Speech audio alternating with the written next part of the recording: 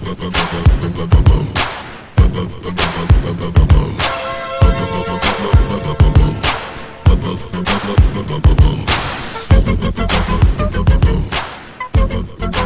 folks, Dave here, welcoming you to the first ever Serenity Now podcast here on the SDC blogs. I had the opportunity to catch up with Gerry Dee, comedian, TV star, the other day.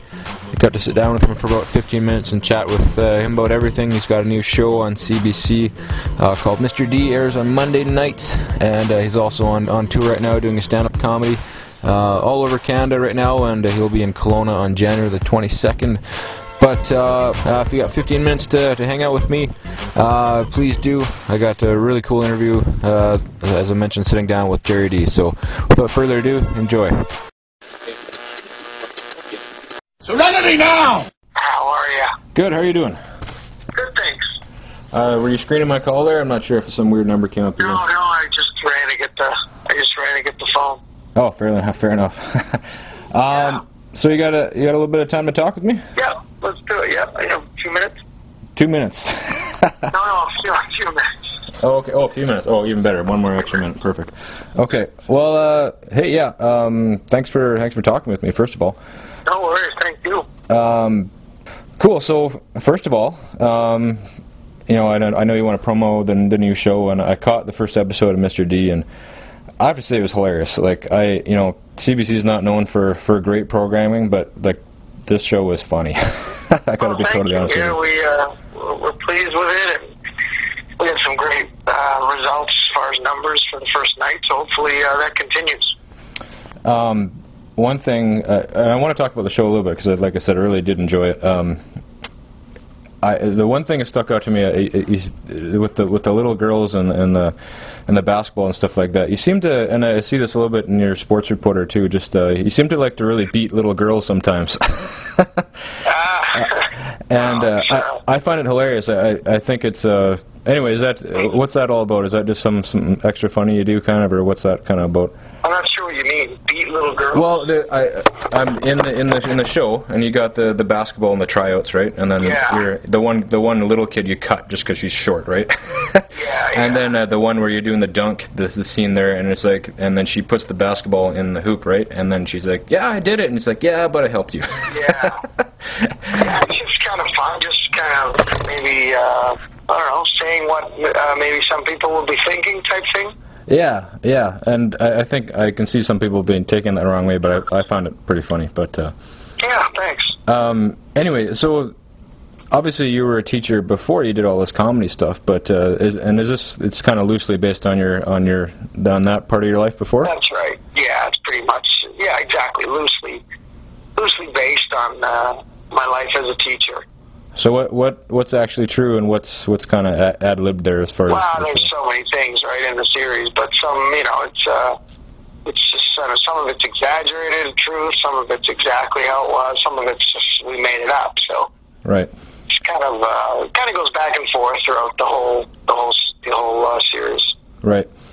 And I was just looking on your Wikipedia profile here, and I was just who knows how true this stuff is, but it says that you coach hockey, but in the show you're coaching the basketball. Is there any particular reason? I mean, you would think maybe a Canadian show maybe it would be better to do a hockey thing, but obviously. I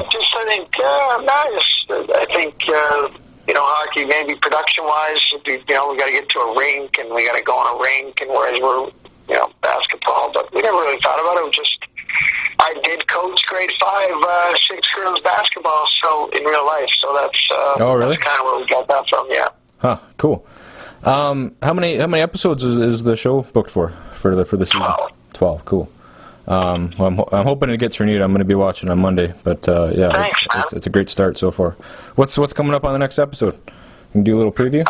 Next episode is the school has a 24-hour famine, which a lot of schools have to raise money, and Gerry participates in helping supervise it because one of the teachers that runs it is Gerry thinks is good looking, so he tries to impress her by helping out with the famine, but he can't. He has a tough time anyway, trying to not eat. But that would, I had one of those in high school, and I didn't do it because I think partially because I don't think I could have done that. Yeah, exactly. I don't think I could. We used to have them too, and I never did it. It's really, nice of us to deprive, needy kids of that sort of thing. But anyway, and you're coming to Kelowna to do the show on, I think, the 22nd of January, right? Yeah, Sunday night, 22nd.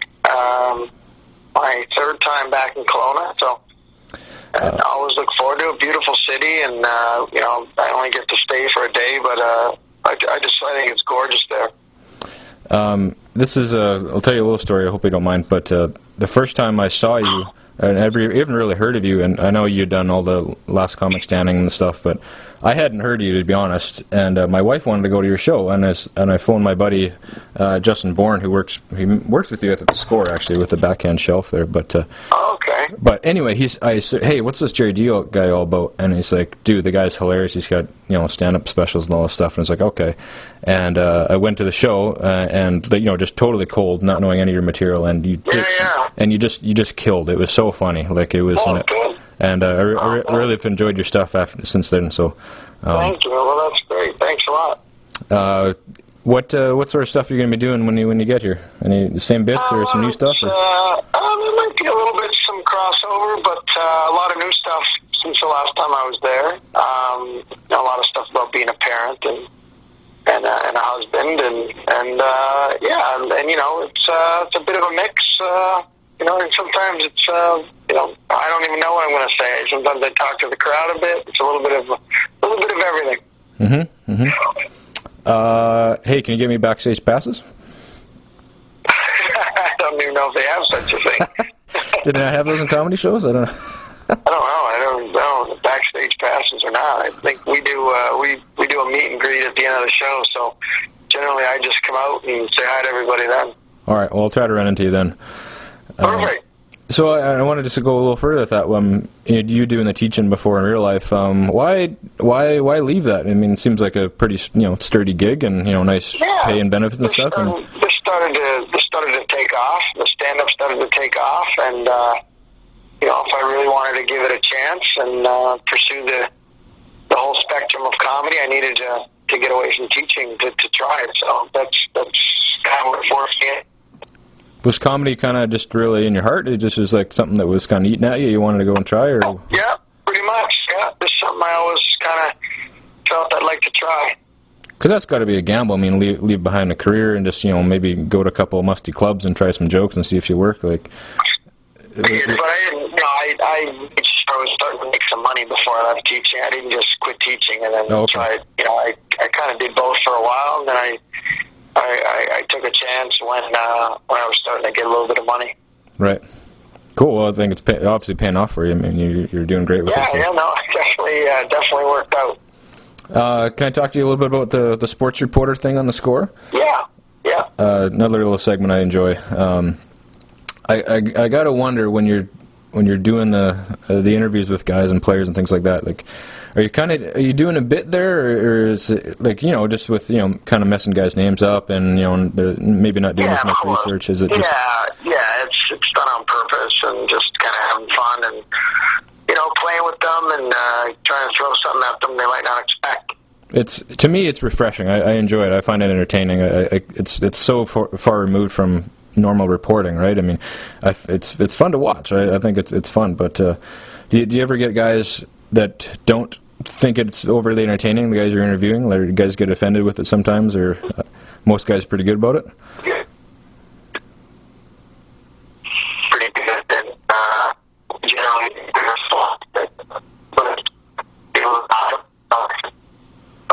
I would say it's always been pretty positive with the guys. Who's been your favorite guy to interview, and maybe who's been maybe the worst guy? Well, favorite was Charles Barkley, probably. And the least favorite, it's usually a guy that, like John Daly, who I wouldn't do the interview. So. Really? Wow. I don't know. You have to ask him. He just wasn't. A lot of athletes don't want to. Well, we're having some phone issues here. You're breaking up a little bit. Okay. Yeah, he just didn't want to do it. So that would probably be the worst experience I had with this. Do you find most guys are like they want to do it, or do you get a lot of guys saying forget it? Or? No, most want to do it. Yeah. Cool. One little bit, it was interesting. You had an interview with Gretzky there, and you've made it well known that he knows your name. And I saw the bit where he does know who you are, but that's got to be pretty neat, guys like that knowing who you are and doing stuff like that. Well, I just interviewed him 10 minutes earlier, so that's the only reason he knew I was. But he was, he's a good guy and a legend, and one of my heroes growing up. So it was really cool to interview him. I hope you don't mind me. If I can tell you my only Gretzky story that I have. Sure. I was the Team Canada came to Kelowna to do the Olympic orientation camp, and I had got a pass for the game, but long story short, I ended up sneaking back around and into the back there and seeing all the guys. And I brought my old LA Kings jersey from 3rd grade, and I wanted to get Wayne to sign it because he was my hero when I was growing up too. And anyway, he came over, and I saw him coming over, and I stuck out my hand, and he shook my hand and said, "Wayne, it's great to meet you. Can you sign my jersey?" And he said, "Yeah, hold on, just 1 second." And he went to his left, and I was like, "Okay, I mean, you're the greatest player in the world, my hero, and all this stuff." And he just never came back. Oh, wow. That's not good. Yeah, so... I guess sometimes they get a lot of requests, and, people aren't always respectful of...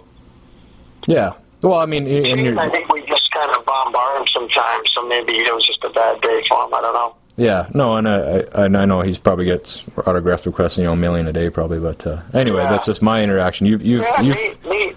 You fare better than I have, that's all.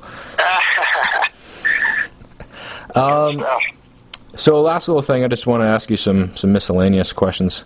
Sure.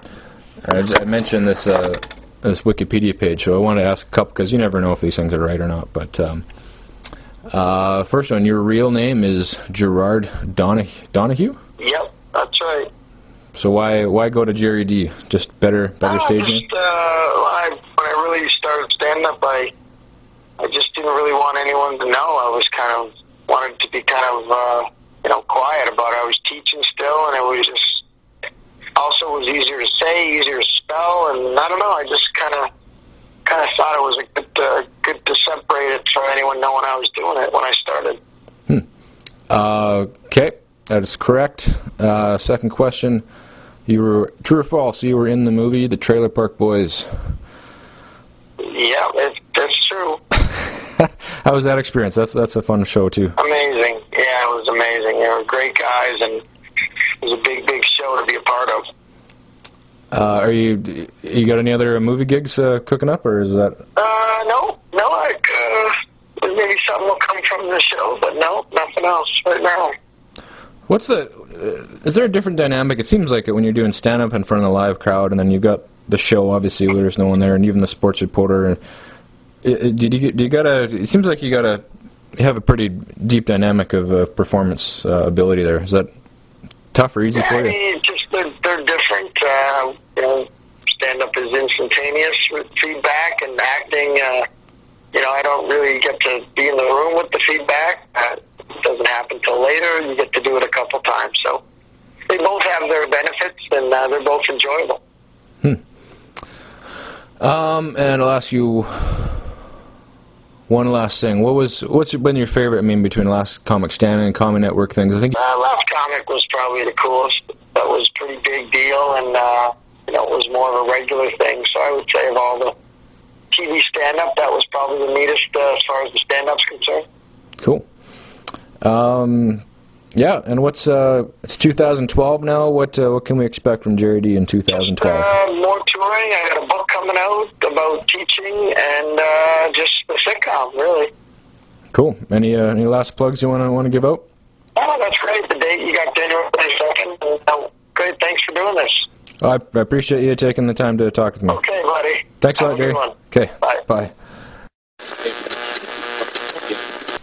Alright, folks, that was my interview with Gerry Dee. Hope you enjoyed it. Make sure you watch his show Monday nights, Mr.D. Go buy his new book. Go to his tour. And, hey, keep watching the blog for more. Hope to bring you more of these interviews in the future. Thanks for listening, guys. Talk to you later. Bye. Serenity now!